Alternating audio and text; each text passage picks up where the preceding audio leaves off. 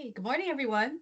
Hope you can see my slides. Welcome to Security, RDM, and AI. Simple, right? Or is it? My name is Rachel, and I'm part of the UBC ARC team supporting research engagement and training.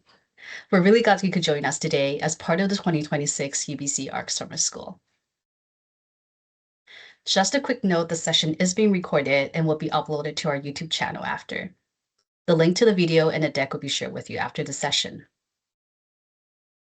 And also a few quick housekeeping notes before we get started. Please use the Q&A feature or the chat feature if you have any questions throughout the session. You're also welcome to submit questions anonymously if you prefer. Feel free to ask questions as they come up. The instructors will do their best to respond to them during or at the end of the session. A quick reminder that to comply with UBC privacy guidelines, external AI transcription or recording tools are not permitted during the session. We appreciate your help with that. And finally, there will be a short break partway through. Before we begin, I'd like to acknowledge that UBC's Vancouver campus is located on the traditional, ancestral, and unceded territory of the Musqueam people, and the UBC Okanagan is situated on the lands of the Selk Okanagan Nation. We're grateful to live, learn, and work on these lands. I'm now pleased to introduce today's instructors. Luke is a sensitive research specialist with UBC ARC. Since joining UBC, he has been involved with different groups to promote cybersecurity and privacy awareness, as well as good practices for research and research data management. Michael is a research security advisor with UBC Research Security. He works with faculty and staff to build awareness and understanding of how to safeguard research at UBC. Lastly, we have Scott. Scott manages the research cybersecurity and compliance team at UBC ARC and is a member of the Program Leadership Committee for Privacy Information Security Management at UBC. He also chaired the Governance and Private Policy Working Group of the National Security Council for Digital Research Alliance of Canada. I think I see, Michael, you have your hand raised. Yes. I'm sorry, I just thank you for the introduction. I just wanted to clarify. The research security team is not part of the actual advanced research computing team. Oh. We sit in the office of just the VP Research Innovation. We work very closely, and just want to clarify that for folks who are working at UBC who want to reach out to us. Sorry about that, Michael. Yeah, I will correct that in the slide. But that's a great segue. I think I'll pass it on to you guys. Over to you guys. I think Luke is gonna bring up the next slide. So I'll give him a sec, but just a quick introduction for one other feature of this presentation. As part of what we're trying to do to encourage people to attend and explore cybersecurity, research security, and various other topics related to privacy and information security at UBC, we've developed a award for whoever attends the most sessions associated with this. And it also gives us a chance to collect some feedback from you. So that's a picture of what the award looks like. People have asked me, is it real? It's real. It's here in my hand. We'll be awarding this during Cybersecurity Awareness Month in October. And I'm going to drop a link into the chat for how you can sign up. It's very simple. It basically just asks you who you are so we know how to contact you, and gives you a chance to give some feedback about the session. So we'll share that in the chat now, and feel free to sign up and see if you can win the award.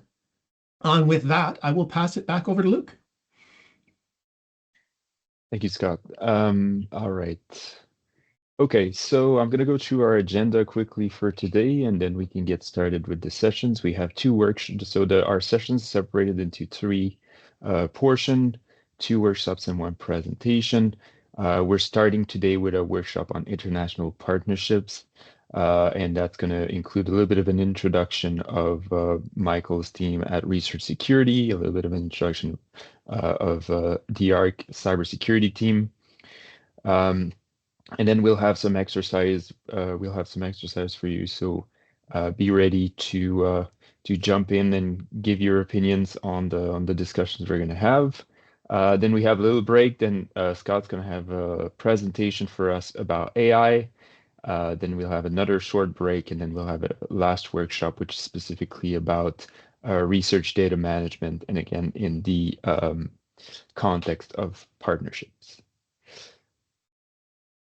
All right, with that, I will get started. Our first workshop for today is called International Research Partnership. It's complicated.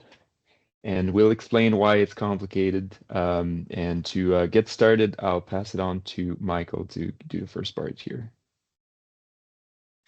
Yeah, thank you, Luke, and thank you, Scott and Rachel as well.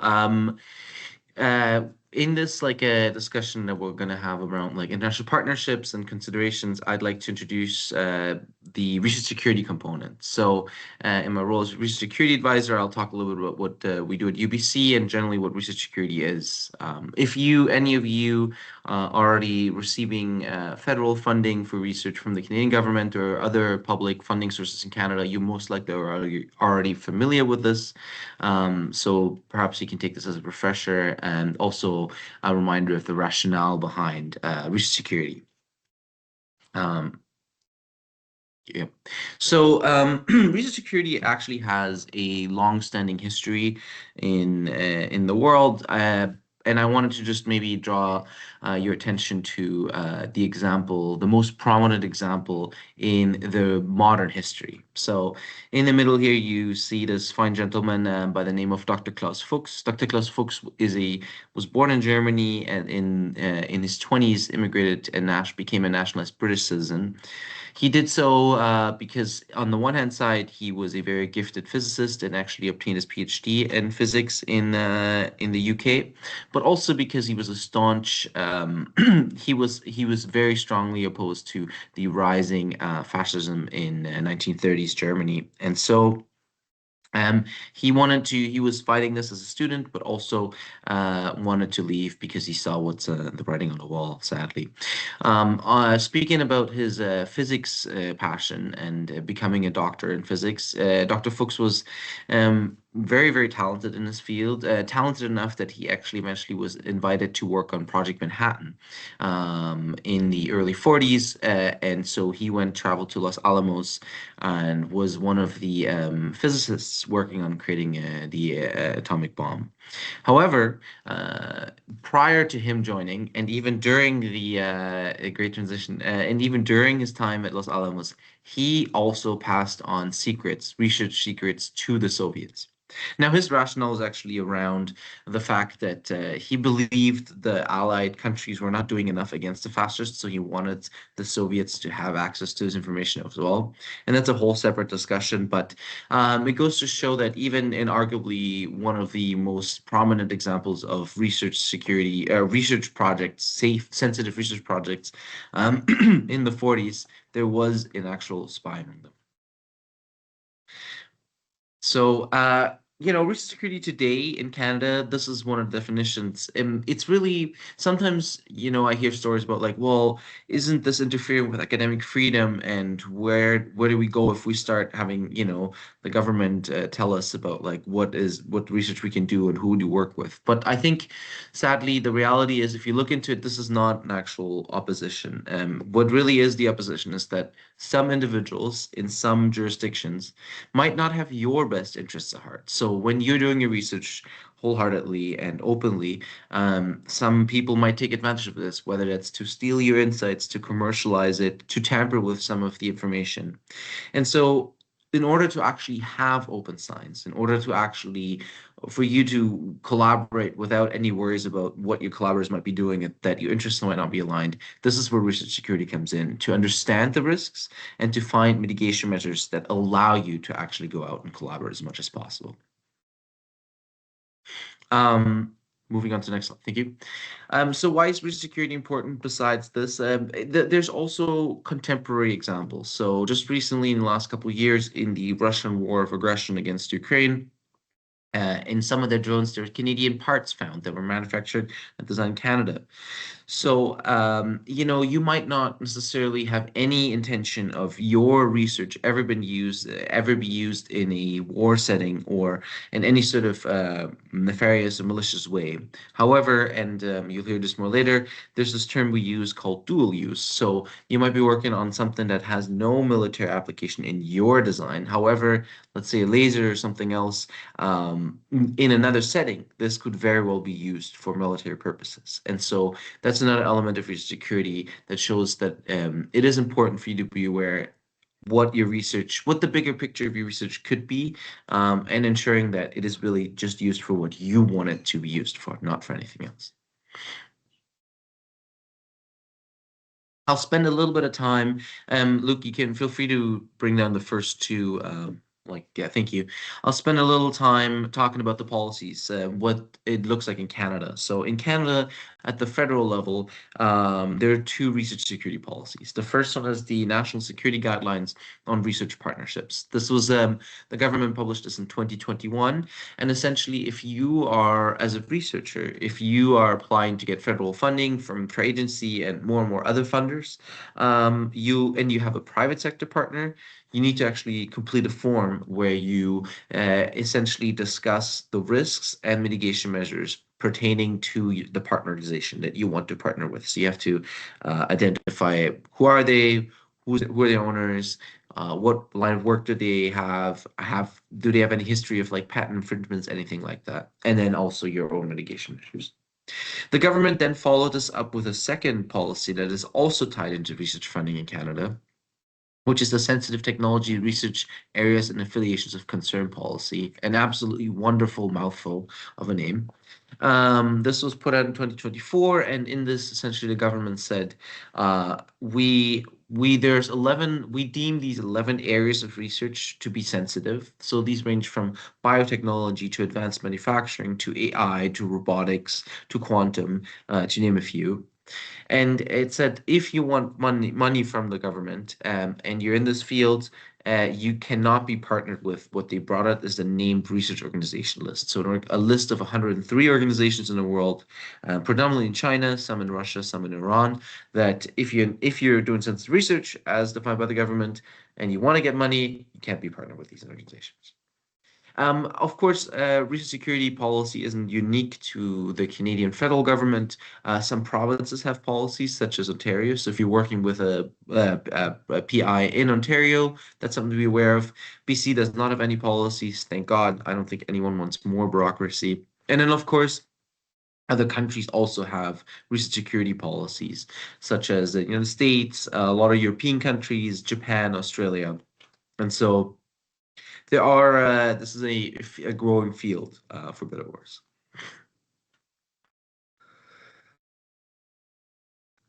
Excuse me, I hope I caught that in time. So what does research security look like at UBC? Largely speaking, there's two buckets. So if you look on your left-hand side, the grant support. Mentioning those policies for UBC researchers who are applying for federal funding, we support them in both understanding the risks that they might have in filling their document around private sector partners. And then we also at times are able to assist them in determining whether or not some research is sensitive. Not be like they're still the experts. You are all the experts in the room. But we have some sort of we talked a lot to government about we have a certain sense of the pulse of what they determine to be sensitive, which isn't always unfortunately related to the actual science, but that is our job, right, to be that sort of communication piece between the federal policies and your expertise in the field. The other bucket of work that we do is due diligence assessment. So using similar skill sets around open source intelligence, we look a lot at some, and this is on a volunteer basis, but the procurement team here at UBC, the partnerships team often approach us and say, hey, we're trying to partner on the institutional level. Do you see any security risks? Similarly for you, if you have students visiting your lab or fellow scholars who just come by and want to visit your lab or the work that you do and discuss it, we, again, when PIs approach us, we're more than happy to provide some sort of input. And I just want to say, because I'm aware that not everyone here, your attendees are working at UBC, the federal government put out the Research Security Fund along with the policies, which means that every university was funded to have some capacity when it comes to research security. I'm sure that there's someone at the institution who would know who to talk to about that. And then just to wrap it up, today we chose to focus on have an interactive case study around international partnerships. So this, could be a student who wants to, or a fellow scholar somewhere across the world who happens to have the same expertise as you two coming together to want to work together. This could be, other joint research projects with funding you've obtained internationally. But specifically, what we want to talk today about is actually when you work with a company, because the company has somehow identified, or you have identified a company to have a lot of overlap in the work you do. And so you think, okay, there's so much value of doing my research and then seeing how that could actually benefit this company's operations and technology. With that, I'll pass it on. Yes, thank you, Michael. So for that section, I usually do a brief introduction of advanced research computing. I will go very quickly over this one today because I mean you're attending advanced research computing summer school, so I assume you're somewhat familiar. So I'll skip over the first part, but essentially those are the services that we provide in the larger scale at ARC. And I'll skip right away to the cybersecurity services slide, which is more specifically what advanced research computing offer in terms of cybersecurity and compliance. And so we have a number of services, as you can see here. I think some of those that you might, as a researcher, need mostly consultation. Consultation service is if you have a research project and you have some questions about compliance, about cybersecurity, about research data management, privacy, you can reach out to us and we can organize a call and we can have a chat, and you let us know what your project is and what kind of challenge you have, and we'll see how we can assist. Other than that, we have other types of services such as security threat risk assessment, where we would look at broadly what your project uses for tools and what your project does, and we essentially assess the security posture of your project and provide a report to you. System security plan is more of if you are working with a partner that requires a statement of your security, for example, one of the best example is research information received from the National Institute of Health in the United States, or NIH. To have access to certain database of theirs, you need to provide a system security plan that shows how you protect your system and how their data will be protected. And then we offer security operations, but this is specifically for ARC systems. And training and awareness, which Scott mentioned earlier, with those are services we offer. If you would like us to come to your lab and do a presentation about what we do, or if you like one of the presentation today and you'd like to see it again, please do reach out, or go to our website, arc.ubc.ca/security-privacy, and you can see a number of the training that we now have available on demand. Okay. With that, we will now move on to the workshop part of our training, and how it's going to work is we're going to present a use case to you, and then we have a couple questions. We're going to use breakout rooms for this, and we'll send a few people in each breakout room just to have a discussions about the questions, and then we'll be coming back at a broader group to provide your feedback, and we can discuss what our findings are. All right. Okay, so our use case for today. We have a quantum computing research group that is establishing a new state-of-the-art lab to essentially a quantum computing lab. And they work with a research partner that is called Cable Lab, which is a quantum system manufacturer and system management provider. They're located in the People's Republic of China. And Michael, do you want to talk about the funding part? Sure. Yeah, like why this matters in this hypothetical case that is derived in some ways from similar cases we've seen is, so they not only is it our UBC researchers want to work with them, they are partnering with the organization to get funding from the Canadian Foundation for Innovation. CFI, in short, is a specific funder in Canada when it comes to research funding, because usually the agreement is between the researcher and the funder. However, because the Foundation for Innovation (CFI) funds infrastructure, the institutions in this case UBC is actually part of the funding agreement. So it's the funder giving money to both UBC as well as the researcher, and with the involvement of the company. So this creates a specific use case where there's a lot more at stake, and also in terms of liability, but even like in owning some of the equipment from the UBC side. Awesome. So I'll give a little bit more details about our use case for today. In terms of the requirement, the partner Cable Labs is requesting access to the data output. They want to maintain the integrity of the hardware and including proprietary firmware. They want company-hired researchers to be part of the project, and they want their research publication to mention them as a partner. In terms of the UBC requirements, what we have here is UBC wants to retain all the intellectual property. They want to retain ownership of the facility and hardware at the end of the project. And they want the ability to end the agreement with the partner as needed.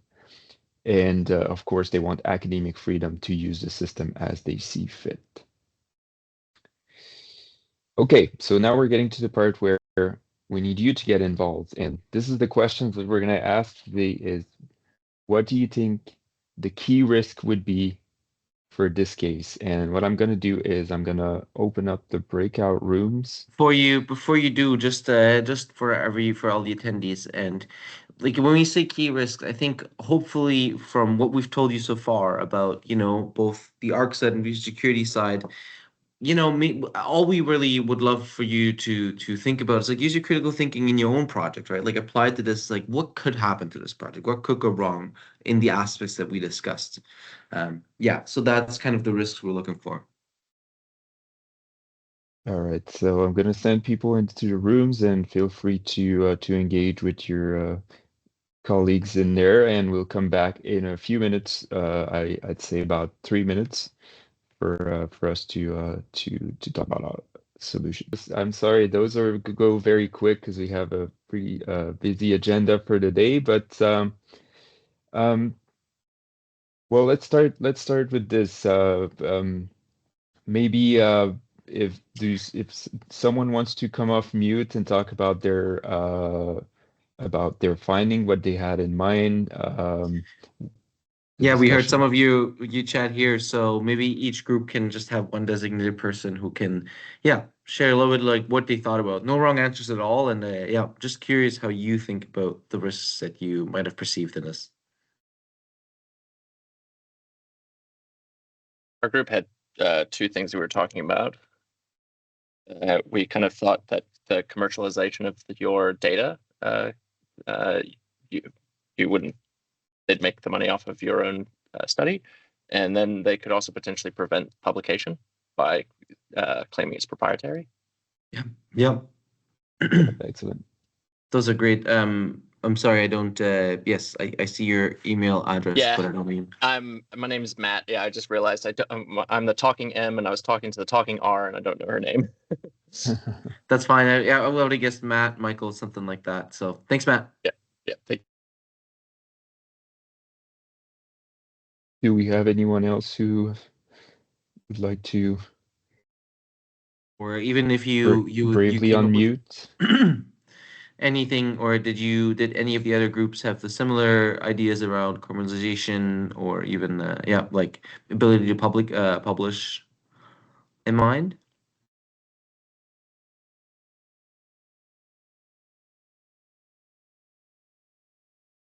No, okay, well, that's all right. We can continue. Feel free to drop what you discussed in the chat too. You're welcome to what you discussed. Okay, some of the key risk. So, sorry, Michael. I was gonna think say, that's like, I'll yours. just speak to the research you said. Like, I think you already touched on like bullet point 3, for example, and even other bullet points around like, slow halted research progress, which would be the publication aspect.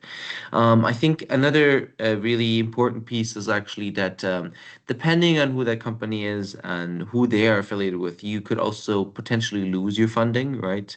That has to do with, if they're affiliated with a certain so, like the project we gave, just a quick reminder, this would fall under the sensitive research technology area. So, this is something where the government of Canada would essentially say, we think this is sensitive, this might be of high interest, and because of that, you cannot be partnered with certain organizations in the world, referencing that named research organization list. So, it'd be key for you to understand what risks you're facing so that you can ensure that you actually continue to get funding for this project. And kind of tied into that is just the element of like the militarization of like who are they?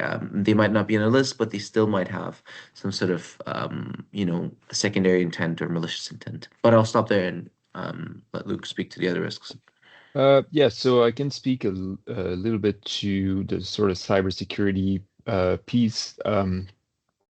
From the cybersecurity side, there's obviously the ethical piece. Some of the data might be used for unethical or with malicious intent. There might be some technical environment dependencies. You might have unauthorized use and access to the system because the partner essentially asked for their own researcher to be on site and be doing the things. And also they want to maintain control of the hardware. So this kind of creates the risk that you have to be aware of, where if the vendor says, okay, well, we want to keep proprietary hardware and we don't want the researcher to be able to change anything in the BIOS, for example, well, in this case, it's a bit of a black box, and so you don't know what's happening. So those can be a problem. And the last one I want to mention is compliance with your institution policy. In this case, we say UBC policies, but there could be conflicts with the compliance of the policies and standard of the university. Okay, moving on to, sorry, Michael, do you want to add something? Oh, thank you. Just one thing to keep in mind too. There's also the element of like the reputational risk. So this might actually be from a legal or funding perspective, or even from a cybersecurity perspective, completely safe. But perhaps that company is sourcing their equipment or are tied into forced labor in that sense, or other sort of human rights infractions. So there's an element that isn't about the legality and the risk to you, but specifically to like your work, but it's a risk tied to your own reputation. Like, is this something that on a moral, ethical basis, do you want to engage with or not? And that's really generally a discussion, but something to also consider. Okay, thank you, Michael. And to the next question then. So the next question, which is also relatively simple here, is what do you think would be key mitigation strategies, or what do you think they could do in our use case? Or again, just bring it back to your research and the work you do if you're working in the context of international partnership, what are key mitigation that you have in place? And again, we'll send you in the breakout rooms for a few minutes, maybe about 3 minutes. You might be with different folks, so the rooms are assigned randomly, and we'll come back in a group in just a few to have a broader discussion. Welcome back, everyone. Those were good discussions.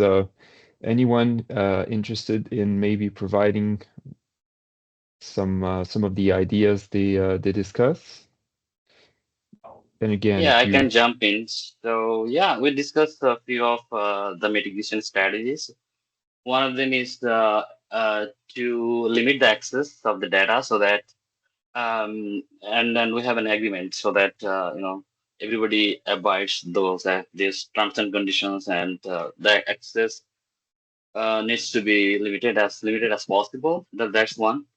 The second one that we discussed is related to the IP commercialization. So in that cases, maybe we need to have an formal agreement so that if UBC claims that they want to have this IP in the university, obviously the other partner, they need to abide that. So that's what we discussed. Amazing. No, those are great. Those are great mitigation strategy. They're very much applicable. Do we have anyone else had anything they wanted to add? Thinking about specifically as Luke was saying about the cybersecurity aspect, like them getting access, like anything you can think of.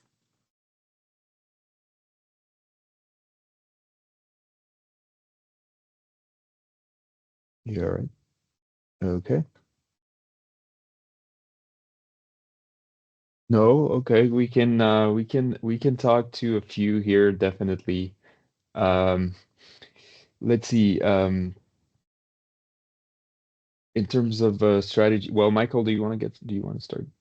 Sure, I'd be happy to. I think what I tried to see our participants' name as well, but thank you very much for outlining those. I think you already talked about two key elements, right? Which is the contractual agreement and what that looks like. I think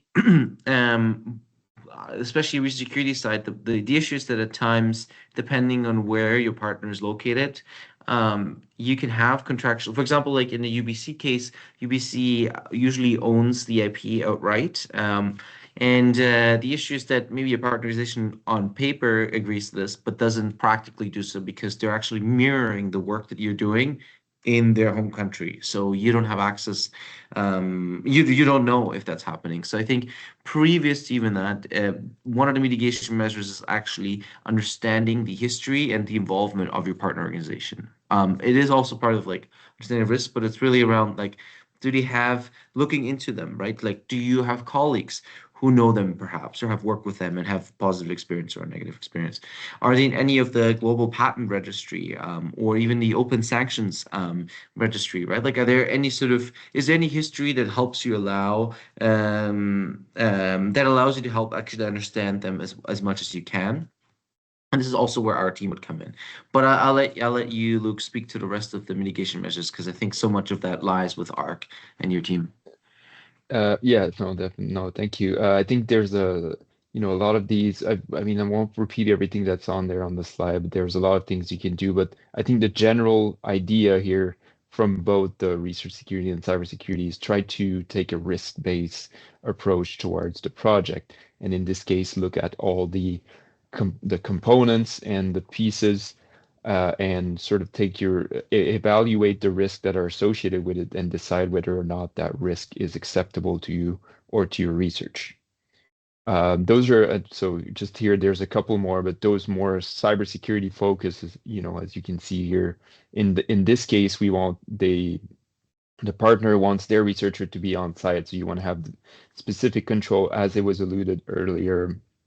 Um, um, to protect the data and protect access, obviously, but you have a bunch of technical control. You also probably want to do a security threat risk assessment to evaluate the risk associated with the partner's devices because the partner does not want to provide any access to their firmware and their equipment. So you want to make sure that you do your due diligence to protect the research data. And then finally, I think one of the most important pieces in cybersecurity and research security is training. And as a researcher, you have resources that are available to you. In this case, you have the Research Security Coursework of Government in Canada and the Privacy Matter Fundamentals training at UBC. Those are only two of the many trainings options that are available. But if you want to learn more about trainings once you start doing your research, well, feel free to reach out to either Research Security or ARC, and we can redirect you to the right place to find the information you're after.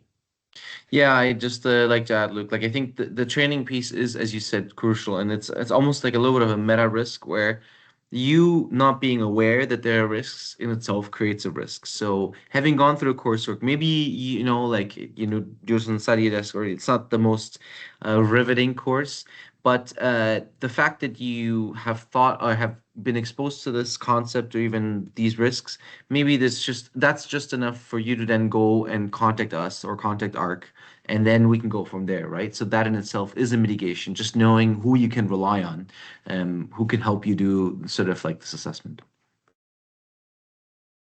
That's right. Okay. We're just going to go through a couple key considerations, additional key considerations here, and then we'll wrap up this workshop and we'll give you a little bit of a break before we get to talk about AI. Okay, so a couple of the, well, I'll pass it on to Michael for this research security stuff. I think after this presentation, we might just swap jobs for a couple months, and it seems like, oh, sorry, I lost my internet. I think, okay. Can you still hear me? Yes. Wonderful. Yeah, so just general considerations, right? Like think about the work that you do in terms of, is this sensitive in some way? Does it have the dual use application? Again, you might be working on something highly theoretical or fundamental and basic research, but that doesn't mean that that in a different context could not also be used in very different ways. If you're thinking about, especially when you have research funding, you want to be thinking about, who am I partnering with? Is this actually in some way, do I need to think about this when I want to get access to research funding, or do I have existing research funding that might be at jeopardy if I engage in XYZ partnership abroad? And none of this is, we're not expressing this to fearmonger or to say like, don't partner. If any, please do partner, and please be aware of the space you're navigating. And this is where hopefully we can provide value to you as well, to understand that this is just a question of navigating it, and understanding how to navigate it so that you can do as much research and have as much funding as possible. And some of the other things I already talked about, but maybe just take a second when you're being approached by a really exciting project that would have a lot of funding, and think about, well, what do I know about my partner? Who approached who? Did you reach out to them? Did they reach out to you? Just very sort of basic questions of making sure you're aware of like how this came about to be, who you could talk to about, is this a friend, or is this, someone that doesn't really have history at all? All right, and from the cybersecurity side and compliance, I sort of separated into 4 buckets. But as you can see here, it's relatively, well, I keep it very high level for this presentation, but you have to think about your compliance, especially with your institution, with your funder, as we were mentioned earlier. If your funder has some requirements, you have to make sure that you meet them. You have your contracts, you have your ethics, especially if it involves human or animals. You want to be making sure to talk to the ethics. And then the cybersecurity, like I said, it's more of a risk-based assessment, so to identify your threats, your vulnerability, and so on. Your data, as it was mentioned, so you want to protect access to the data. You want to have you want to know how your store and share your data. You want to have data classification, which is something we have at UBC. And then the governance part, shared responsibility model, which is also a resource that we have available at UBC, and document your procedure. And again, make it a risk-based approach. And we'll talk about some of that in the next workshop later today, these 4 pieces more specifically. And I think with that, we're down to Q&A. We have a few minutes.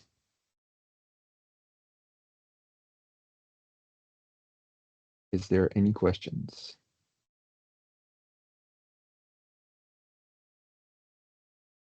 You can use the Q&A as well if you do not want to come off mute. I just want to reiterate again, like we are services, we provide our services to UBC and UBC affiliated institutions and researchers. But at least speaking from the research security side, essentially every university in Canada should have some go-to person for research security. So if I see like some of you are, for example, TRU, like you might want to reach out to your Office for Research and Innovation just to see who's that person, how can they help me? Yeah. Okay, I don't see any questions in the chat or the Q&A. Thank you, Scott, for pasting all the links. You can reach us at the links that are there. You can scan the QR code. Scott also pasted the link, so feel free to reach out whenever you're ready. For now, I think we're going to have a little bit of a break, and if everyone can come back at around 10:25, it would be perfect, and we will see you shortly. Alrighty, it's 10:25. Luke, can I jump in and get the screen share? Yeah, and we are back. There you go. All yours, sir.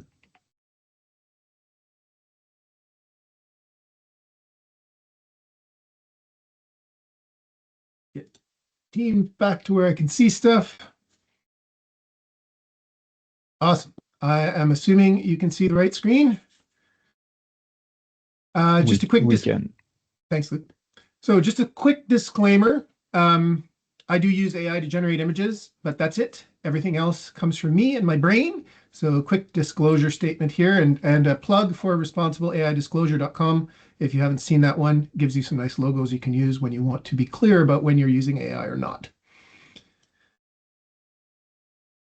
I'm going to start just by providing another bit of a disclaimer, and that is that I know that everybody comes to these sorts of things with a huge variety of different background knowledge.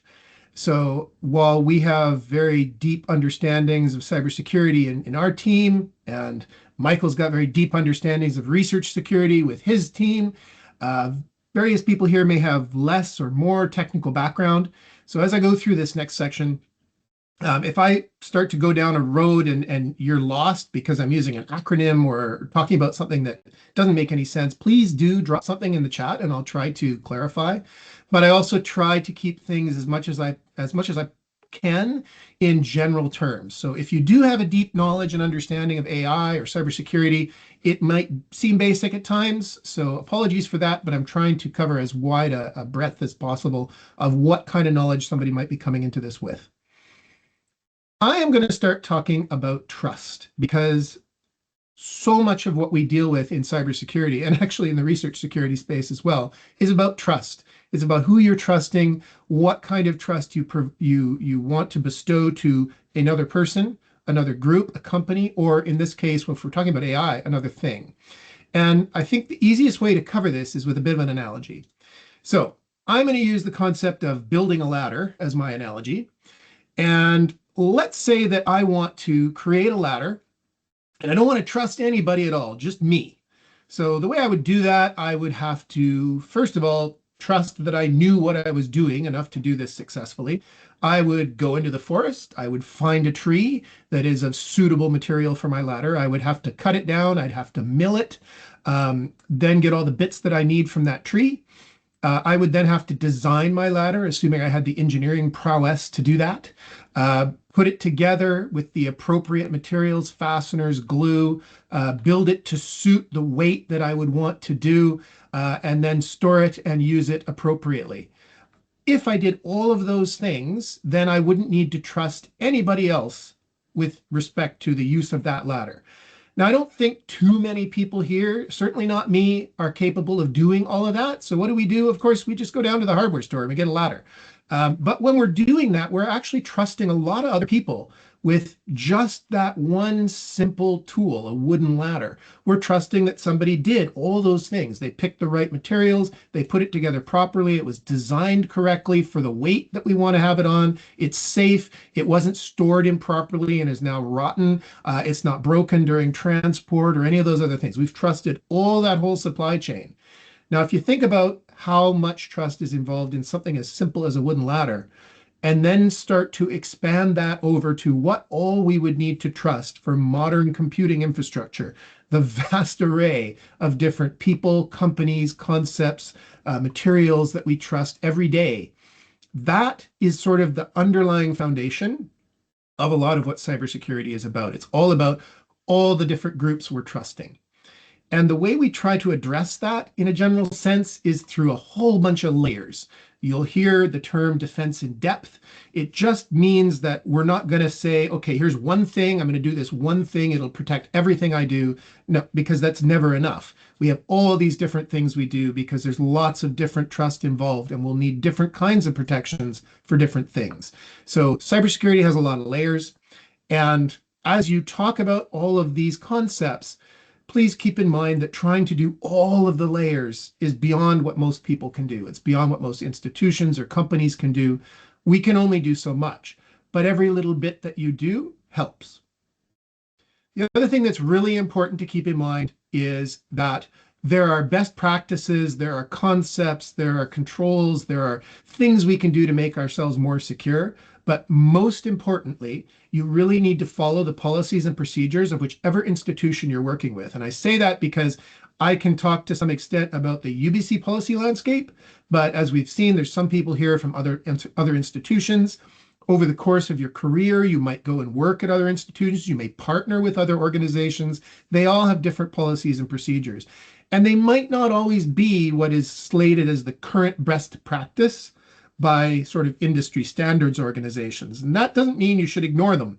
It means you should still follow them. And that's because each institution will build their whole system protections around their policy and their policy landscape. So even though the current best practice might be slightly different, following the institutional policy and procedure is most likely going to make you more secure based on the way that organization operates. So I'd like to keep all that in mind as we dive into some of the different concepts here. So I'm going to start off with looking at some recent headlines. And oh my goodness, there's a lot. If you haven't heard about AI, I don't know where you've been. It's constant, but it's constant and it's high pressure. There is a lot of information out there that says if you're not doing this, you're falling behind. You have to be on the bus. You're going to miss the train. All these kind of high pressure statements around AI. And it sounds like this is the next thing. It has to be the next thing. You must use it. And it feels to me a little bit like the old Kool-Aid commercials where it slams through the wall at me. It's a bit intense. I also see things like this, which are talking about how we're currently working with specific AI intelligences, machine learning, but soon we're going to have this general intelligence and there's these AI clocks. My reaction to this website when I found it was basically this. I just thought that's absolutely hilarious. There's no indication that AGI is coming from my reading, but I'll explain a little bit why as we delve a little bit further into this. But going back to that, everybody comes to this with varied backgrounds part. I want to really just start by looking at a bit of an explanation and concept around exactly what AI, as we currently refer to it, actually is. So, and that's for most people, generative AI that is in some sort of a diffusers-based approach, machine learning, deep learning, those kind of concepts. So a little bit of an experiment. This one works great if we're in a big room and we can all shout out, but just think through it as you go. You can speak out loud if you want. You don't have to come off mute for that. But let's just go and see if you can complete these following statements. So I give you 1 + 1. I think most people are going to come up with 2. To be or not to, probably going to get the B. Oh, Canada, our home end. Most people can get native land. Now it's getting more difficult. Rage, rage against the dying of the light. This one, last time I did this was in a room of about 200 people. Only one person got it. Time is illusion, lunchtime. Doubly so for the Hitchhiker's Guide to the Galaxy and Douglas Adams fans. And then the last one, what should we have for? Who got something other than dinner? If you did, yeah. You did? I said lunch. I said lunch, but Lunch, because right? it's probably primed, yeah. Right. That was a hallucination under AI terms. So you just collectively hallucinated. The reason that happened is because you didn't have sufficient context to know what I was going to say next. All of these ones, it's very, very easy to guess what the next thing is going to be. But for that one, you were lacking the context to know which one I was going to do. And this is fundamental to how current machine learning-based AI works. It predicts the most likely next word. And if it can't predict it because it doesn't have the context, it'll get it wrong. So in this case, I wanted dinner. You didn't have the context. You might have said lunch. You might have said breakfast. Who knows? But the correct answer was dinner. If you said anything else, technically, that's what a hallucination is. If we look at what AI actually is, we are still using methods from the 1700s when we're working through AI. And this is a UNet diagram that shows how the Euler method can be used to solve some of these things for image generation.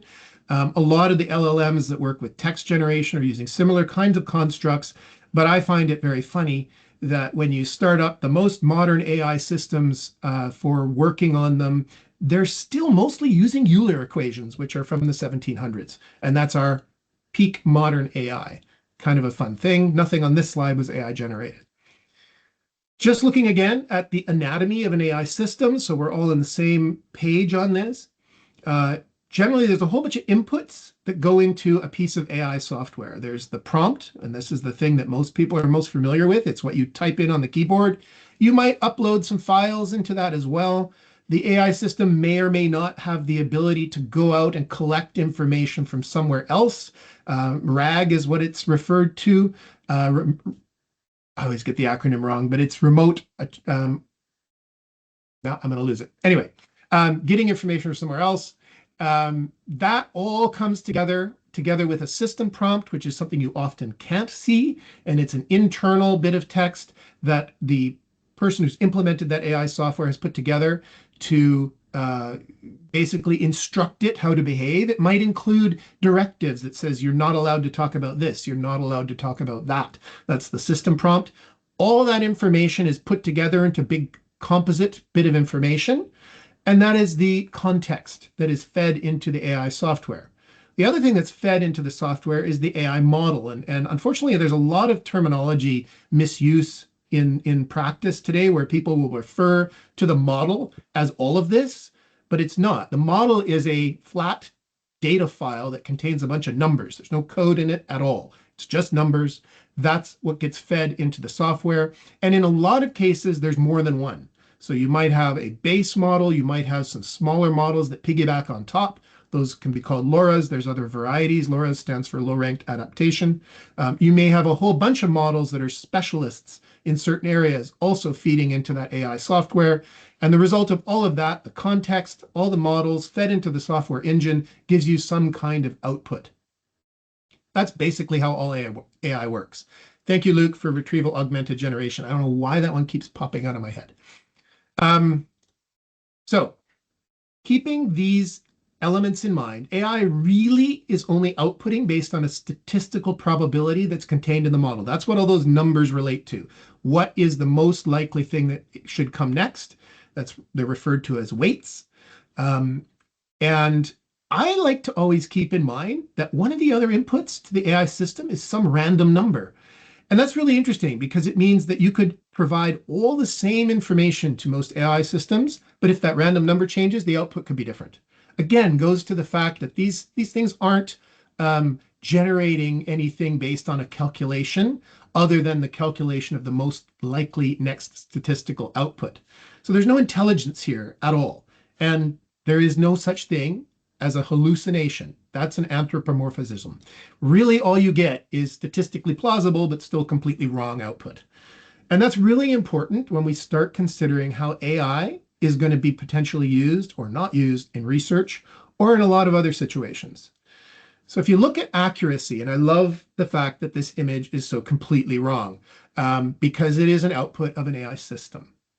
So if you think about the fact that if you took an AI model, you trained it with data, and let's say to start with that the training data itself is perfectly accurate, which it never is. And we'll talk about that in a sec, but let's assume that. Current models are going to give you anywhere from 60 to 90% accuracy on the output with perfect training data. It's going to depend a lot on which model you're using and how you're using it. And the how you're using it part means if a model was trained predominantly on the works of Shakespeare, for example, and we ask it a question about the works of Shakespeare, then we're going to get a pretty accurate answer. If we suddenly ask it about the works of some other author that it hasn't been trained on, it's probably going to get really bad output quality. So these models that are trained across the whole breadth of the internet, while they may have general knowledge, might not be able to answer some niche stuff as accurately. But as we all know, everything on the internet, not quite 100% accurate there. I think it's maybe generous to suggest that the accuracy of the data that you go and train AI models on is 75% accurate. If you think about what you see online today, that level might be going down, unfortunately. There is another concept called model aphagy disorder, or MAD, where when you train an AI model on data that has been generated by an AI model, the model starts to degrade over time. And when we look at now how much information on the internet is actually being AI generated, this is a concern because the quality of the training data is degrading and the models might be getting less intelligent. But ignoring that for the moment, we'll say training data is 75%, which again, I think is it's a bit generous for accuracy. The actual accuracy of an AI model is going to be somewhere in the range of 55 to 80%, given those two factors. So I think an important thing to always ask yourself is 55 to 80% accurate enough for my use case? If you're thinking about a research project where you're looking at a certain level of statistical accuracy and your AI is only spitting out 70% accuracy, that's pretty low and may not make it very suitable for what you're trying to do. So thinking about code, maintainability of code, any sort of critical systems, or if you're using this output for any sort of decision making, you really have to think about, is it accurate enough the way I'm using it? Now, I think for a lot of people, we've seen a tremendous improvement in the ability of AI to do better over the last little while. And so what's causing that? How is that happening? I think this graph shows a little bit about how that's working, and that's the number of parameters that are trained into the model. And you may notice, and I've outlined it in red, that this is a graph that ends in 2021, which seems very old. And the reason it ends in 2021 is because it's a lot harder to find out how many parameters are in the new foundation models, because the companies that make them are not disclosing that information anymore. But if you look at this graph, I would assume it's probably increasing. And that gives you one aspect of why it might seem better. If you have a model that's only been trained on 340 million parameters versus one that's been trained on 1.6 trillion different parameters, obviously that latter model is going to be a lot better at producing general output. The other upshot that's been happening, and I mentioned about context size, the more information you could insert into your actual input context, the better that model is going to be at figuring out what the most likely next output is. And you can see from, again, this graph, the context that a model can look at has also been increasing exponentially. They've kind of pegged out at this upper number here. This is a more recent graph. You can see it goes up to some of the recent Claude versions. And that's just because of the amount of VRAM required to actually process this. And you hear about all this need for GPUs and need for more memory. That's because in order for an AI model to work, it has to have not only the model, but all of the context in memory at the same time in order to process that information.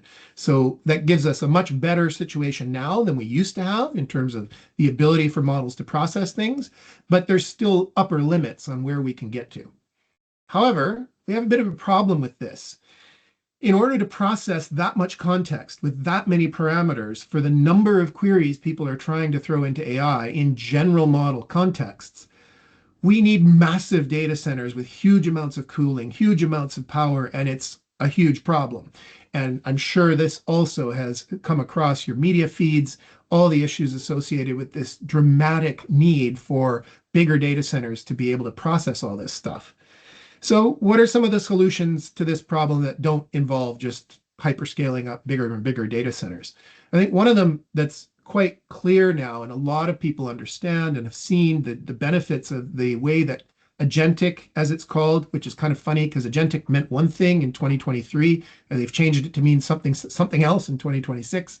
But regardless of that, they're referring to it now as a whole bunch of little models with their own individual contexts that can process specific parts of a problem. And this is usually thought of as splitting up your AI request into a team of different agents that do a particular thing, maybe with an overall agent that kind of manages it. So just like a human team would do in a workplace, you have a manager, you have a bunch of different people with specialized skill sets, and they all do different parts of the problem. That produces a much better output again, because again, you can focus your context and sometimes have even different models that do specific things. Like you could have one model that's really good at producing code, another model that's really good at finances, another model that understands email and text generation really, really well. And so they send these different parts to the different agents and they can do a much better job of creating a more accurate output. The important thing in all of this, again, coming back to, all of this is just scaling up the same next token prediction the same, what do we think the most likely output is going to be next? And it doesn't mean we're suddenly going to have superhuman intelligence when there still is absolutely no intelligence involved. And those clocks that say industry experts all agree, I think let's look at what some of the researchers say about this concept, because that's a little bit more interesting to me. First of all, they're saying that these self-improving large language models, this goes back to the concept of the MAD, is they're getting worse, not better. There's no increase from the self-learning of AI, getting it closer to AGI. Another one that's really, really good is a whole interview, and I strongly recommend this YouTube, but it's an hour and a bit long, so you have to sit through it. But it's an interview with Richard Sutton, who's one of the fathers of reinforcement learning, and he makes it pretty clear about why he thinks LLMs are not taking us to AGI anytime soon. But it's a great read, also, or a great listen, and a great read is his essay, The Bitter Lesson, which talks about some of the complexities associated with code might not be the best way forward, and instead just scaling up compute will give you a better result, which I think is exactly what we've seen.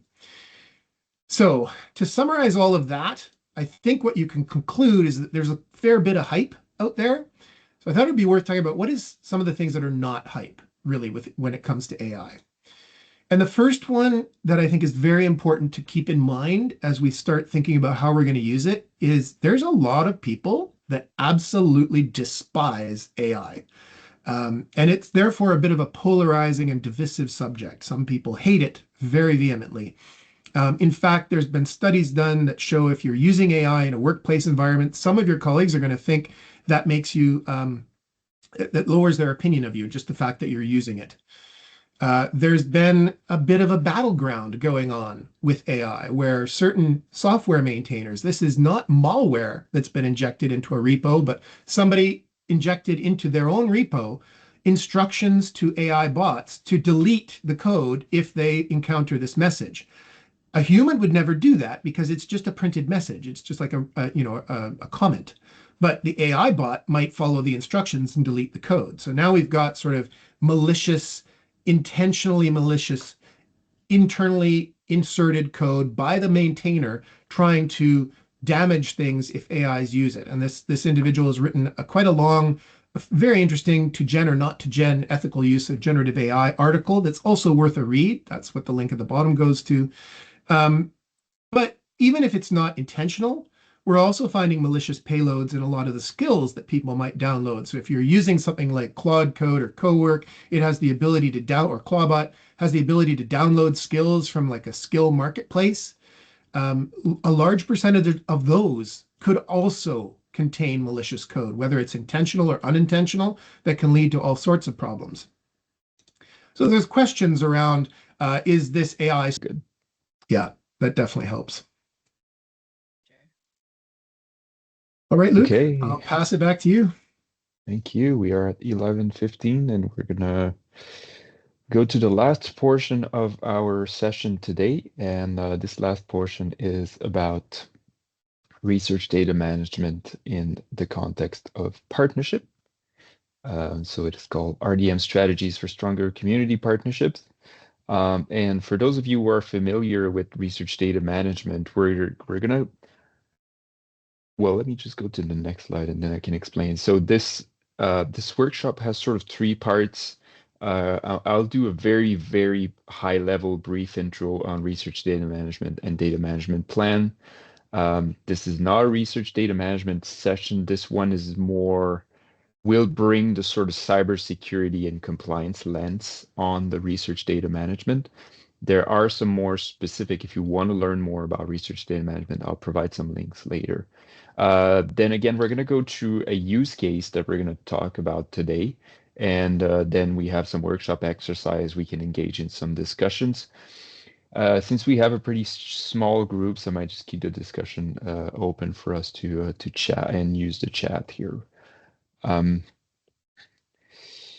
Okay, so I'll get started with the intro to RDM, Research Data Management, and DMP, Data Management Plan. So what is RDM, Research Data Management? As you can see here, this is just a boilerplate definition, but essentially it applies to the life cycle of your data.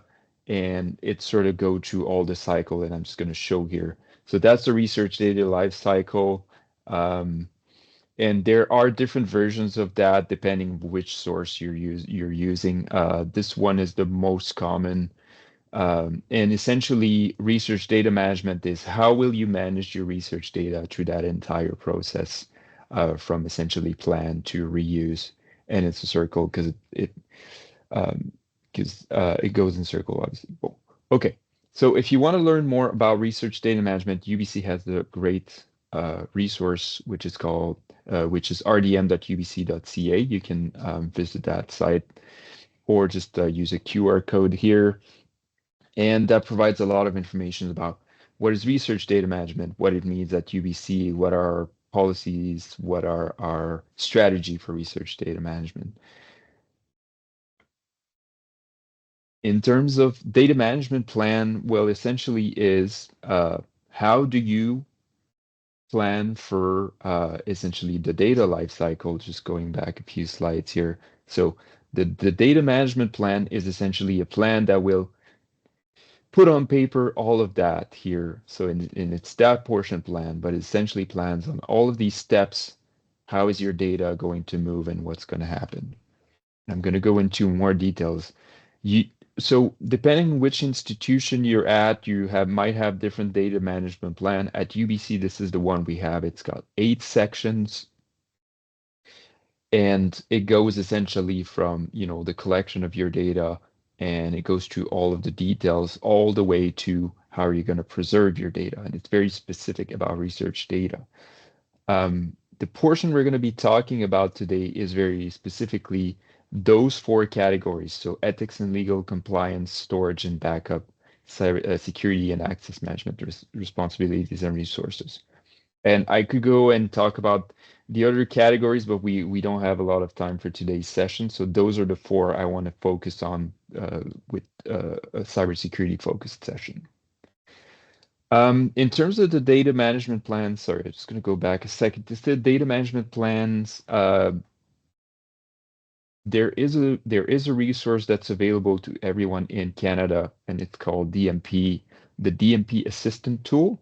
This is a tool that's available, that's published and maintained by the Digital Research Alliance of Canada. Everyone can access it if you're a student at a Canadian institution. You just go to dmp/pgd.ca and you can see templates of data management plan, and depending which institution you're at, in the case of UBC for that matter, you can select UBC and you'll see the templates that UBC has put out for data management plans. Okay, so our use case for today, for that workshop, what we're going to be talking about here is your typical behavioral study. So this study is a study that examines prolonged street exposure impact mental health amongst unhoused people. And it is a partnership with a community organization called Safe Path Community Network. And this place is a local shelter and a nonprofit. And the way it works for the research is essentially the partner, Safe Path, will recruit participants that they have at the shelter, and they will obtain consent from the participant. The partner will then conduct the interview with the participant and provide some compensation for participant to engage in the research. After that, the interview recordings and transcript will be sent to the research lab, and then where they will be de-identified and stored. And finally, the research lab will do the analysis of the data and publish their findings. Again, I'm keeping this very, very high level for the purpose of the exercise. I know such research would usually have a lot more components, but for the exercise today, that's how we keep it. A couple of the requirements of our use case today. In terms of the research project, the university requires to have an agreement with the partner, SafePath. There's, of course, the compliance with the policy and regulation. They have to go through research ethics, and there is a requirement that data be deposited after publication. In terms of what the partner requirements are, the partner is required to obtain consent. the partner is responsible to protect the participant identity. They are responsible to compensate the participants. They're also needed to comply with privacy regulation, and the partner specifically required to maintain ownership of the data after publication. And if it already sounds like something's not right, or if there's conflict here, it's on purpose. I'm trying to generate discussion based on sometimes when you get these situations. The research tool we're using here, and don't worry if you forgot what I've talked about in previous slide. I have some more summary slide that'll be coming up, of course. The research tool that are used for this research, we have a transcription tool. So they'll be using Microsoft Word native transcription. And for de-identifying the data, they're using an AI-assisted just good segue onto Scott's presentation, but AI-assisted de-identification solution. To perform analysis, they'll be using the NVivo software. And then for storage, they're using the institutional file storage.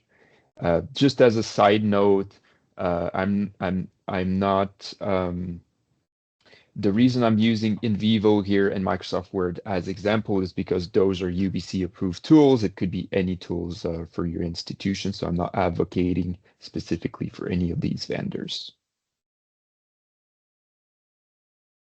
And bringing us to our workshop exercise, here's how we're gonna do the workshop exercise. I was thinking about using breakout room, but since we have such a small group, I think we're going to use a different approach and see if people just want to participate either through the chat or through the Q&A, or if they want to unmute and engage in discussions. But essentially, I'm going to ask a few questions that are specific to the sections of the data management plan. And what I want you to do is think of the considerations as if you were the research coordinator during the planning phase of that research project. And if you're unsure, you can relate to your own research project or research you've worked on and think of it as like what you would do if you were in that situation. And the next two steps, essentially, we're going to stay, I think, in the broader group. I think it'll be easier to have the discussion here.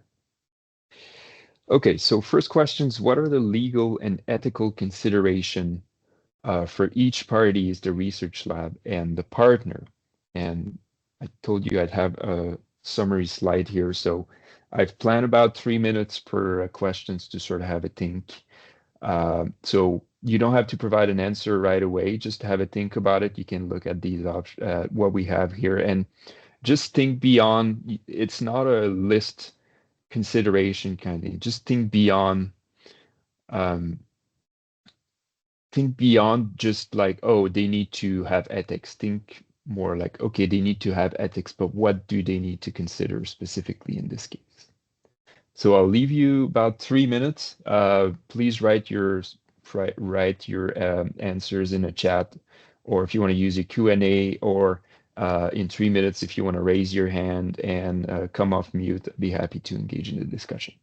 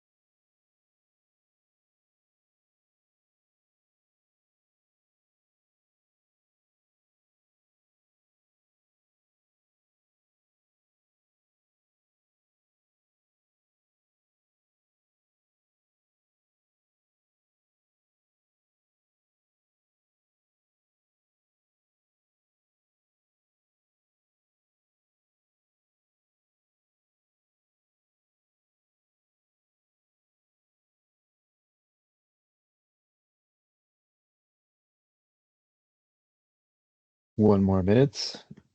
One more minute. You can drop your thoughts in the chat, or if you noted them, we can have the discussion in just a moment.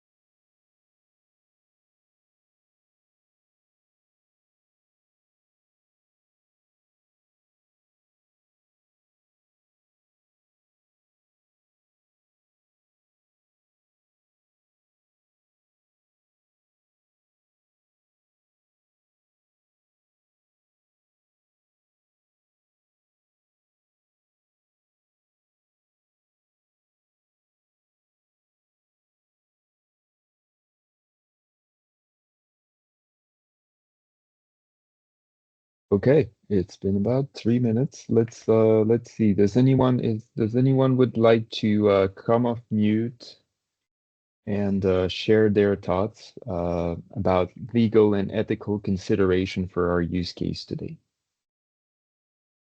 I got a thought, if that's all right. Sorry, I'm talking to my class.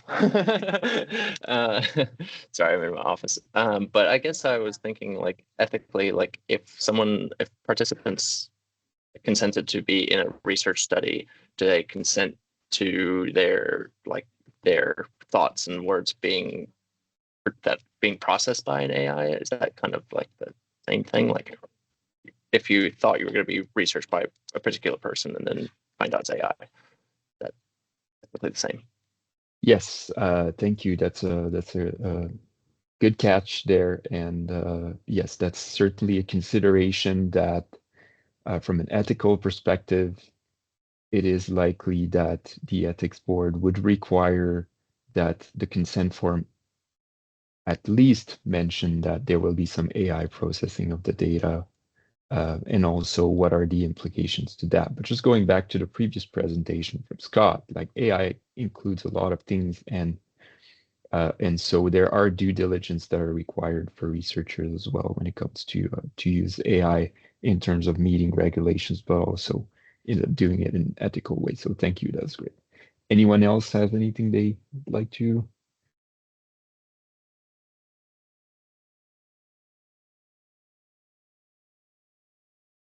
I don't see anything in the chat. Feel free to raise your hand or come off mute or add anything in the chat as we go along here. I'm just going to go through a couple of ones that I identified. Again, this list is not exhaustive. It's just high level what I could come up with when talking about legal and ethical considerations. So, which element of the data are subject to regulation? We've mentioned they have some personal information there. So this is subject to privacy regulation. There are some requirements associated with that.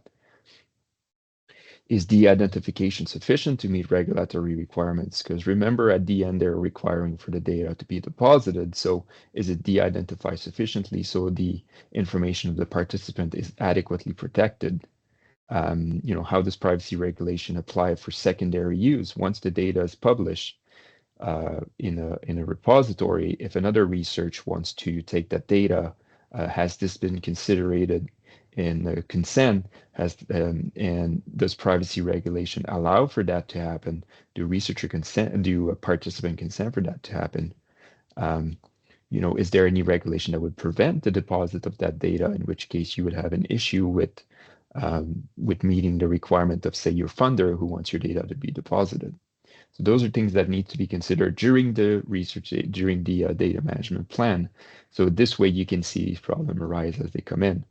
On the legal side, I won't go through all of them, but essentially the contract is a very important piece, and it's been discussed at great length in this session today. Contractual agreements are very, very important between the university and the partners, especially if that partner is abroad or if there's something specific. In this case, we have a behavioral case study, but as we were mentioning earlier, if you're working in something technology, then you might have some more requirements that are coming in, right? So make sure you reach out to your legal team for advice there every time you're working in partnership. And of course, who's liable for what? If something happens, who's responsible and who's liable for which part, and do you have contingency plan in place? There's just a couple more things. Again, I'm going to try to keep it brief here, but more specifically around the contract, we talked about it today. It's very important to define accountability and responsibility. In this case, the partner is ultimately accountable for protecting the information of the participant, yet the research project is responsible for de-identifying the data. So you see where there could be confusion here. If you don't have this documented, then the accountable party might just assume that the researcher does the right job at de-identifying the data, but the researcher uses an AI tool, so you don't know exactly how this is going to go. So all of these are very important to be documented. Cybersecurity, data ownership. Data ownership is another one that's extremely important. Who owns the data, and when it's in custody of someone else, in this case, the research project, what do they have to do to protect the data? What are their responsibility towards the data and towards the participant? And of course, the ethical piece, which was mentioned, well, what about the consent? What should be included in the consent? What is the impact on the participant if their information is lost or compromised?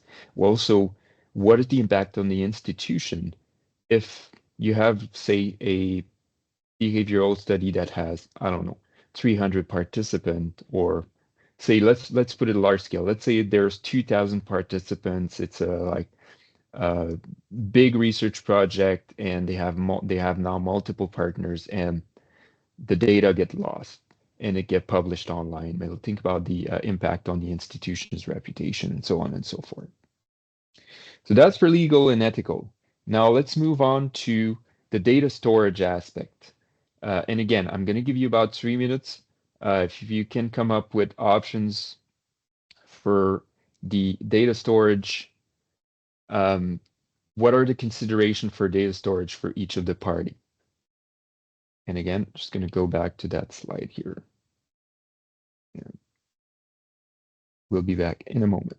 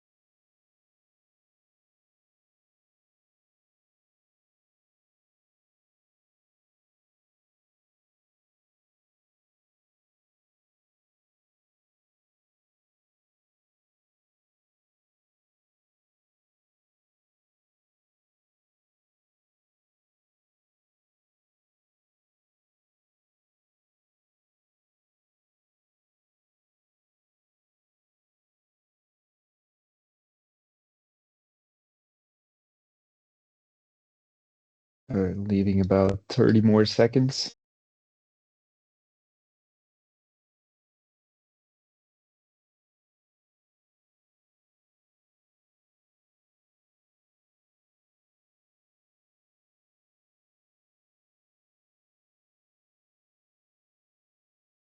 Lots of typing in the chat. Yeah, I see that.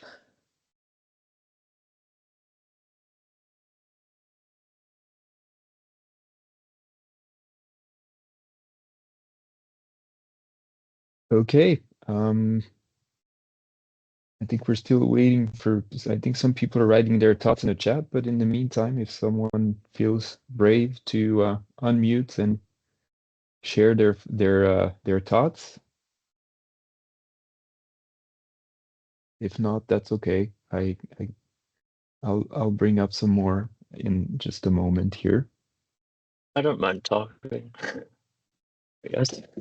Thank you. But yeah, no worries. I was thinking for like in terms of for the research lab as one of the parties, you kind of are bound by the like being stored on institution approved systems. They're not as flexible, but they have a certain amount of accountability. Whereas like the partner, they might be subject to totally different regulatory regimens that don't require them to retain data or de-identify data, kind of thing. So it just kind of depends on when it moves and what time it moves, I suppose. Yes, thank you. That's correct. There could be some disparities between what the institutional policy is and what the partner policies are, and that's why it's important to have that in a contract and documented, and also make sure that both parties understand what the other party is doing in terms of storing data. And I'll get into that in just a moment. I just see in the chat here from Evan, depending on the physical location of the partner, perhaps using some combination of physical hard drive storage transferring file if nearby, otherwise using a secure cloud. Yes, that's also correct. Having a plan in mind on how you're going to be storing data for the entire process of the research data from the moment it is collected to the moment it is deposited is important, and you have to factor in how the data is going to move through system in the process. So those are excellent. If you have some other thoughts, feel free to paste them in the chat, or again, raise your hand or come off mute. And happy to hear your thoughts here. I'm going to share a couple that again I have. Some of them were already mentioned here, but essentially institutional compliance, as it was mentioned, but also a few things that are important when it comes to storage. How much storage is needed? Here we're talking about, audio recording and transcripts. So maybe depending if we have 30 participants or 3,000, we can be talking of a big difference in data storage, and how much storage is needed is important. How long is it going to be stored for? Is it only for the time of the research? Is your institution requiring you to keep the data for longer? A lot of institutions require research data to be kept for 5 years following publication. And it could be different, and the partner might have other requirements as well. And again, as it was mentioned, as Evan alluded to here, is data stored in more than one places? Will it be stored in more than one places during the process of your research? So maybe for the analysis, it's stored in one place and then it has to move to another place for something else, or maybe the long-term storage is not is a different location than the storage during the analysis. So you have to keep that in mind and how much it's going to cost. And of course, from the partner side, the storage consideration is a little different, right? Because once the data is collected, they send it to the researcher. So on the partner side, they sort of have to think about, well, okay, is it adequately protected? Because we are accountable for protecting the data of the participants. So we have to make sure that the researcher do their due diligence and protect the data adequately. And how the data is transferred, and then how is it transferred to the research lab? Again, as it was alluded in the chat here, physical hard drive, transferring file using cloud, all of that you need to think of. And is there an audit process in place? So that's more for if needed, can the partner audit the controls in place? And just a little more on storage here, just briefly. Storage is about two things, right? There's the security of the data, that would be all your classification, your inscription, your encryption, your backup, so on and so forth. And the security of the system. So make sure that your network is protected, that you have vulnerability management in place, that you have maintenance scheduled, that your physical security of your hard drive, of your data is protected. Okay, I'm gonna pick up the pace a little bit here for the next question. We are gonna talk about specifically security and access management. So think of our use case here. Thinking of our use case, what do you think the security and access management consideration for each parties are? And I'm gonna leave about 2 minutes for this one. Keep it shorter. Again, put your thoughts in the chat, or if you want to come off mute and talk about it, that's great.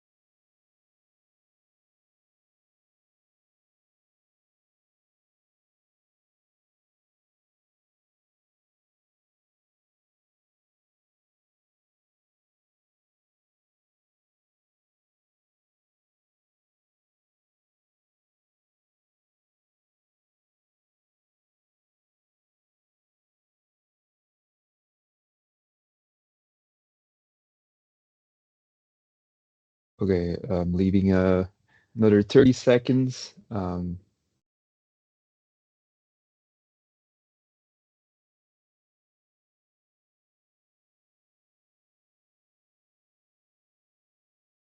apologize if you hear lawnmower. That's the joy of virtual presentations. I don't hear anything, but we do have a response in the chat.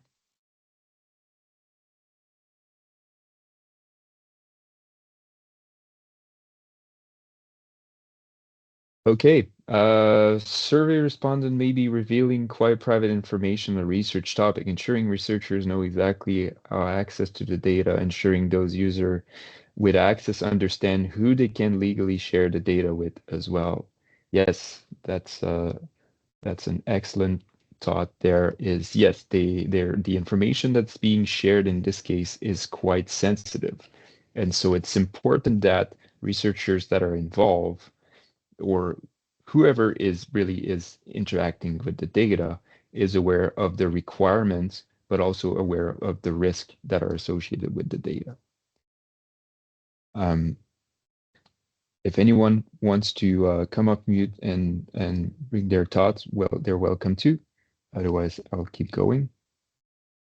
Yeah, I'm back. I actually kind of following up from Evan's answer, I think a little bit, but the two institutions kind of have like a really different accountability structure.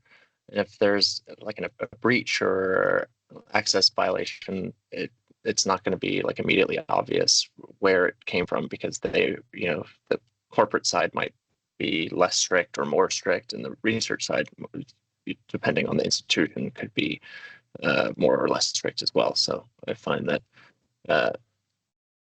what can be, as Evan said, can legally be shared. That's becomes right. challenging. Yeah.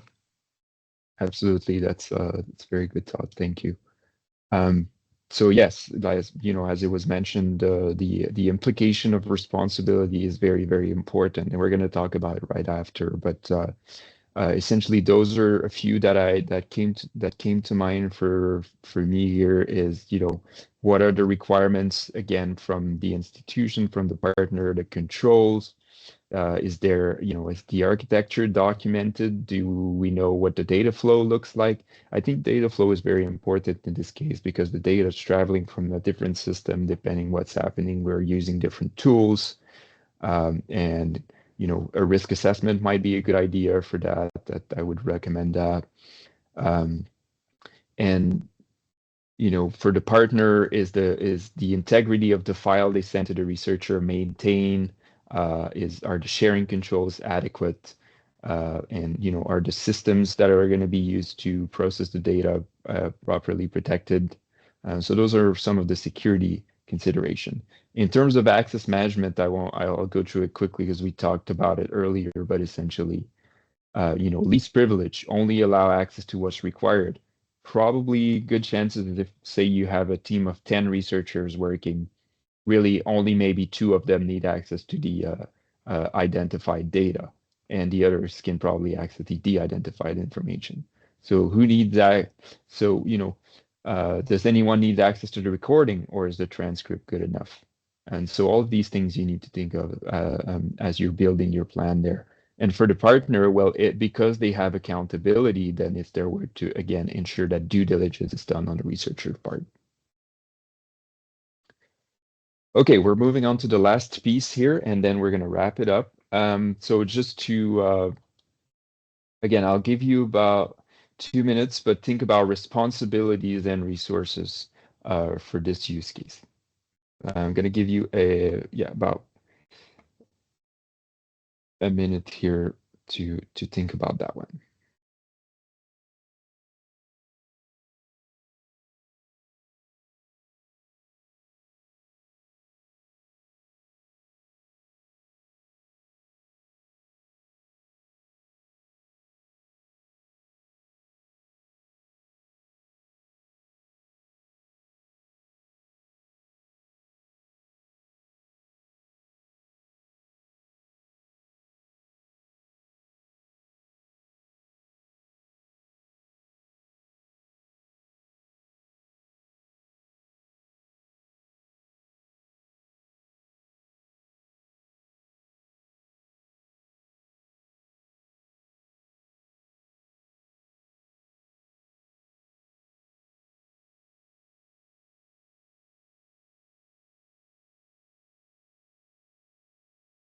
All right, just another 30 seconds or so. And don't worry if you're typing in the chat, don't worry if I'll keep going, and feel free to paste your answer whenever you're ready, and we can go from there.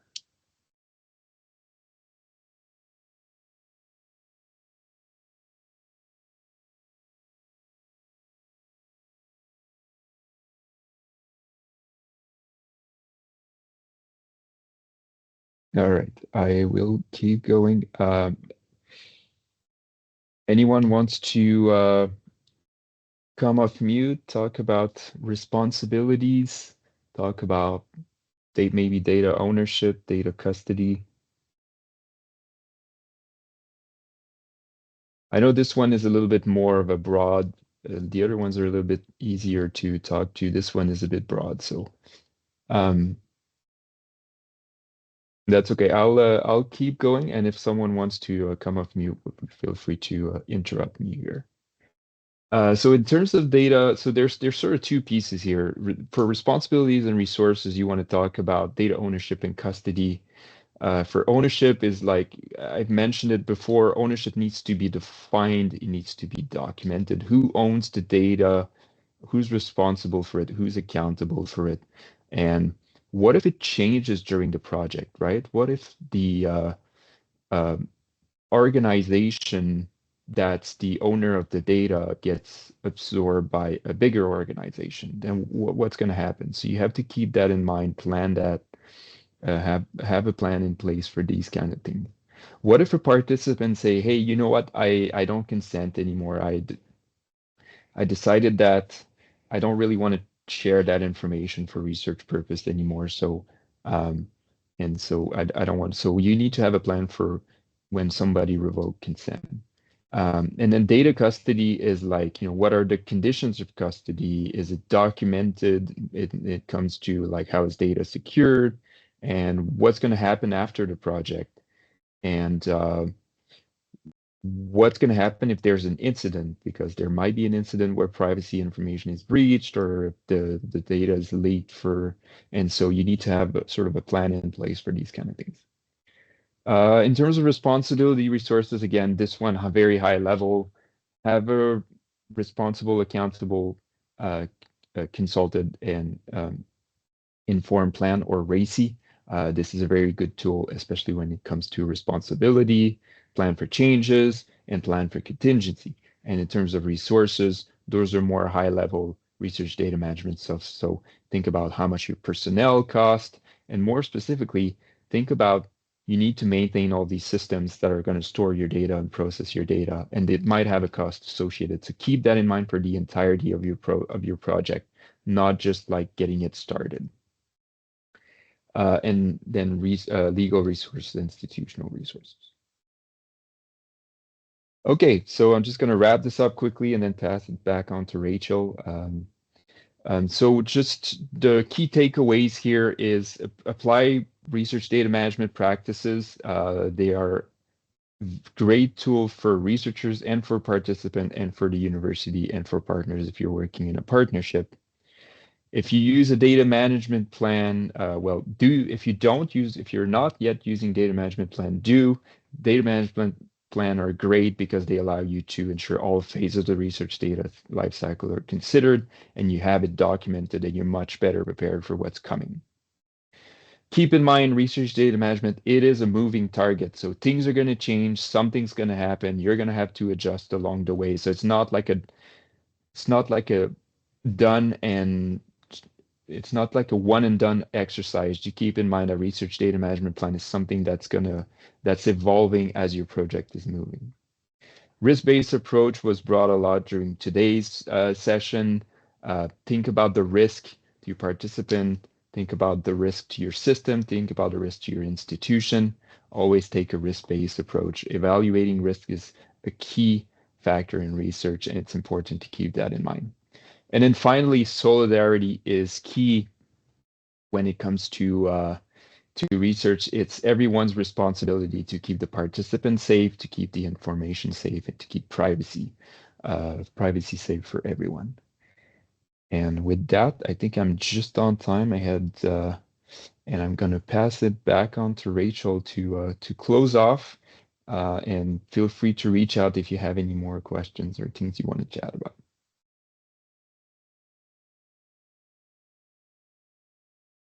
Great. Thank you, Luke, Michael, and Scott for a great session. Before we wrap up, I just want to highlight a few upcoming ARC sessions coming up this week. These include topics like leveraging classical infrastructure in quantum-enabled environments, that's happening this afternoon, fine-tuning embedded model for improved search, and sessions on physical AI. We'll be closing out the summer school on Friday with talks from 2 UBC researchers on their AI-related work. So you can learn more or register using the link. You can click on the link or scan a QR code on the screen. Lastly, I just want to really appreciate we would really appreciate your feedback. It really helps us to improve future sessions.